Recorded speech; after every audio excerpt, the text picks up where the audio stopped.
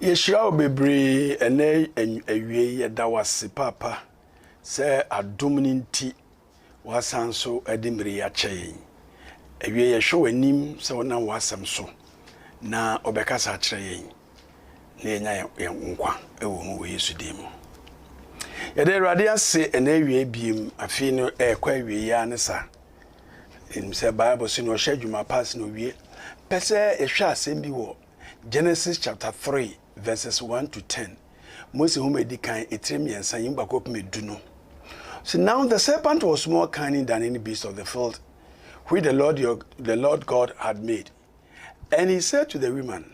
has God indeed said, you shall not eat of every tree of the garden? And the woman said to the serpent, we may eat the fruit of the trees of the garden, but of the fruit of the tree which is in the midst of the garden, God has said, you shall not eat it, nor shall you touch it, lest you die.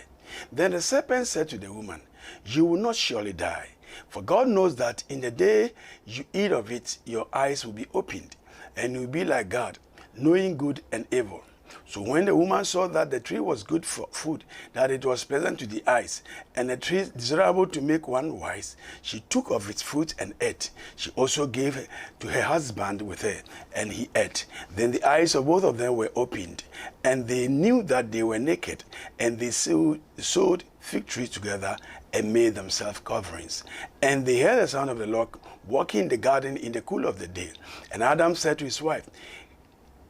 and his wives hid themselves from the presence of the Lord God among the trees of the garden. When the Lord God called to Adam and said, then the Lord God called to Adam and said to him, where are you?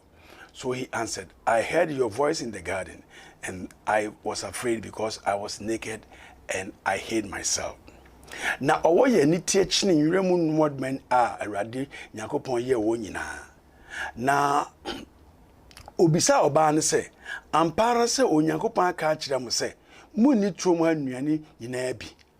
Na oba ne bua wo no se trom anuane aba no trom ha nua aba no yedi bi. Nanso dua esi trom mfimfini aba de Onyankopon aka se munni bi. Nanso momfa mo nsa enka na manwu. Na owo no ka kire oba ne se enyo wo na mo bewuo. Na Onyankopon nim se da mo bedi bi no mo ani bebuye na mo ayese onipa Onyankopon ehun papa ne bone. Na oba no hunu se dua no yese wodi na eye ni wafe eye akono na ebete ani enti oti abane bi na odi na odim na odibi ma ne kunu a oka ne ho no nso na odi na womba no ani buebue na wohunu se wodeda adeja enti wopempam brado mahaba ya nkatanim fai na woti Awurade Nyankopon ka se onam trom ho anwumre fremu na Adam ne yere kohinta Awurade Nyankopon ani wotrom ho nuamu na Awurade Nyankopon frɛ Adam na obisa no se wo he na ɔse mete wonka trom ho no misroyi efise meda adeja na mehuntai. Ewie me pesa kasafa asembia matuni di engaging with the devil. Engaging with the devil. Se unya kwan na se oma obunsama kwan wo wabrabom. Wonu ne to kese oma ne kwan e wabrabom. Enuanom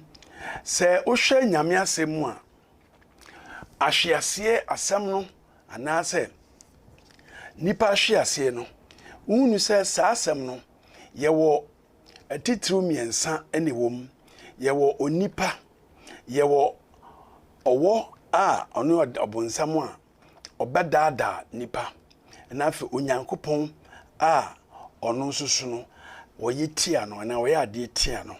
buni say in the story of the fall of man there are three characters involved. The devil being the initiator of the fall, man being the victim, and God the offended.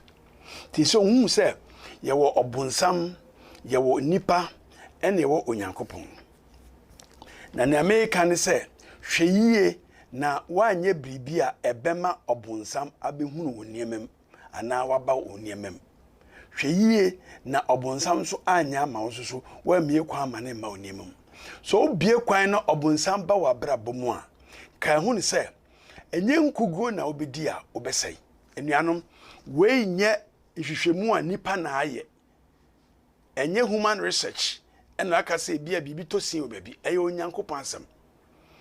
se o ma kwan na obonsam enya kwan wo ne awoye mu a ewiasem nyansa biara ni wo a obetumi afa uni nkuguo anasa wonsai wiase we se no amane a yehunu no ya makwan ma obonsam abewura ye ne yeyem dada ewo ya mamuo mu ewo ya setre mu ewo ye fie ye wo ye nwuma mu babiara enti nkuguo uhwe nkuguo wa brabo mu a edosu pinsin nkunimdie na osaye de ntumi nka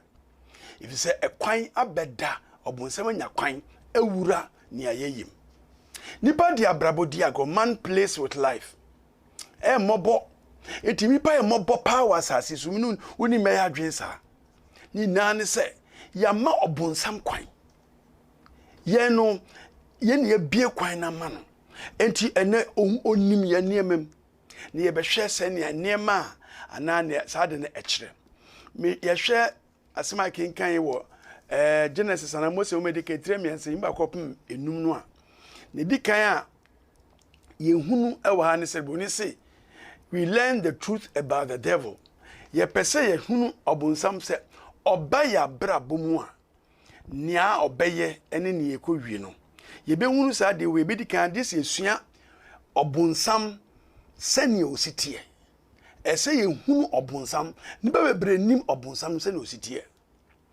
ne dikan pese ye hwe no ewo yimu baako no verse 1 yimu baako no na Bible no ka no o say now the serpent was more cunning than any beast of the field which the Lord God had made, and he said to the woman, has God indeed said, you shall not eat of every tree of the garden? Na owon owoye ni tie chine wradum ram muadoma a Awurade Nyankopon ye wo nyina na obisa oba ne se ampa ara se Onyankopon aka kire mu se munni tromu ha nua nyina bi won ade yesu wo ha ne se Bible se obronsam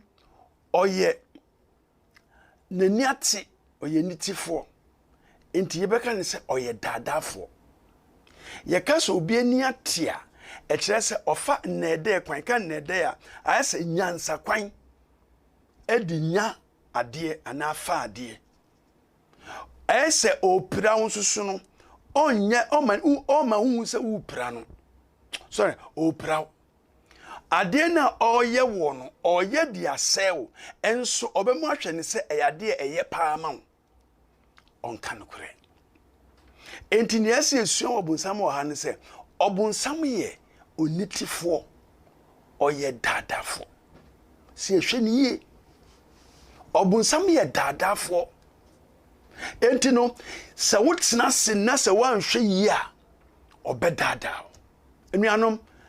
ade biara ni ho a obonsam bepese obeye ama obi ama ne ho tono ana wayi not even a single thing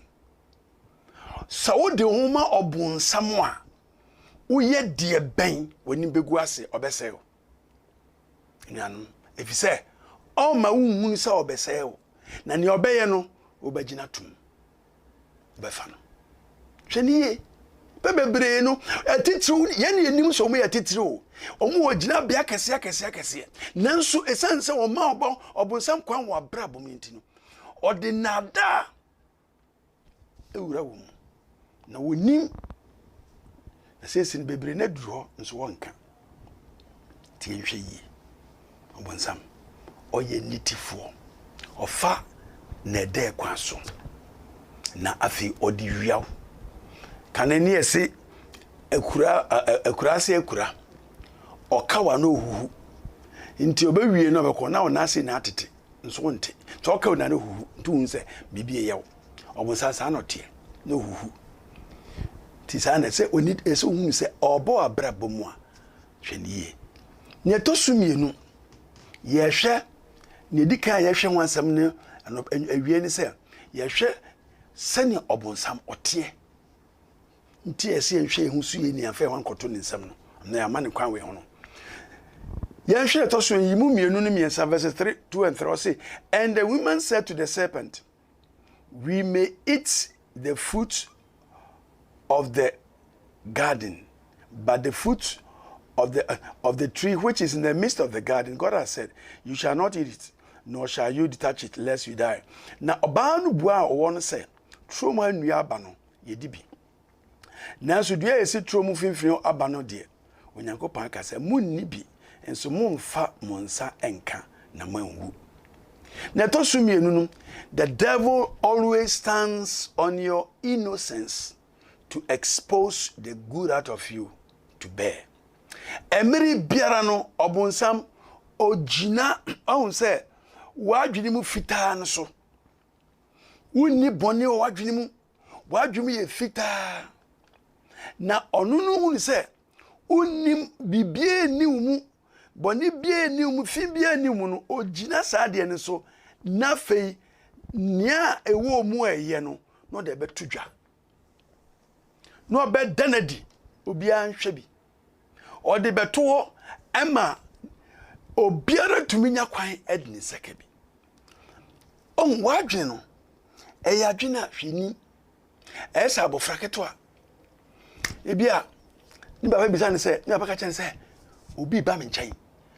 mempese ohu se me wa ha ti ka chen se mini ho ntu o wa pe pa ko ni pie ya pe am papa o de mo se me kan kire wo se oni ho so onu na dwene efita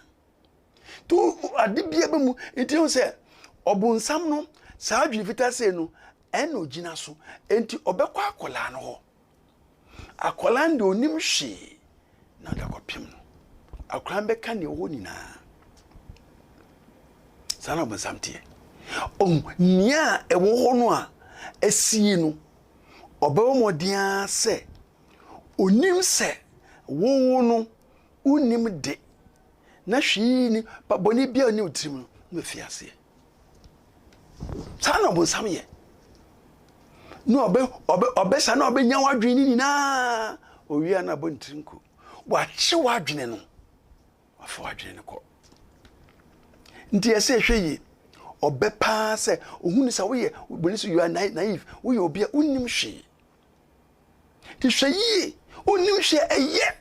It is very good to be innocent. Very, very good. Nansusu no wan hwe yi a obunsam se umane kwan a obeba begina saade na utimu fitaa ne so de the way man obeye no ambesa akoyu akoto baby ade a oya asase so no bo so obani panchen no disa adwuma no hwe yi no amefa wadwene mu fan no amfa amesewo ambepa ampeje bibia nto bibia nse odeto imu na nanu no or say then the serpent said to the woman you will not surely die for God knows that in the day you eat of it your eyes will be opened and you will be like God knowing good and evil na owo no ka kire oba ne se enyo wo na bewu na Nyankopon nim se da obewu di bi no moni bebue na maye se Nyankopon ehun papa ne bone. Third point no say the devil feeds people with lies about God, that God is hiding facts about life from him. Hwe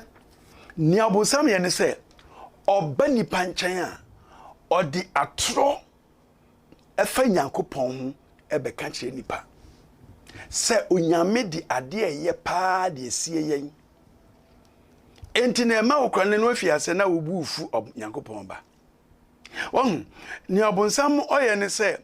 oba empom fa se ye Kristo nipa oda nyufa oba be kan che se se obesum nyame ache na oba ware ye ache sa wo na Nyankopon no so nyame a ono na oye ade a anka obiye kwan na se sada unu bi se okoye ese no okwafa ye se ye no onya wo so enti obeka che se nyame na ade ho to so odi wabro ti se man me power yi na nka won se no odu ho to awurade so na de bia wo so ehwe awurade won se wonya kunu wonya yere obi ono onso nyame da kra no hwe saa no yeko onyame nim sɛ wo ware a sɛ ni sɛ ni ntino ɛbu so ɔbɛyɛ ade de twa toro akyerɛw enuanom sɛ no bonsam te ɔbɛpɛ sɛ ɔbɛgyina ɔbɛtwa atoro akyerɛw nti hu no bonsam sɛ ɔyɛ daadafoɔ ɔhwɛ sɛ wadwene fitaa no ɔbɛgyina so na wɔ nneɛma pɛ wɔ mu no wɔyi ato atwene menipa sɛ no na hwɛ yie ɛsɛ ɔba bɛdi nyankopɔn ho atoro akyerɛw na ka sɛ nyankopɔn nyɛ yɛnhwɛ bonsam yie ɛsɛ ne suban nyɛ awurade nhyira wo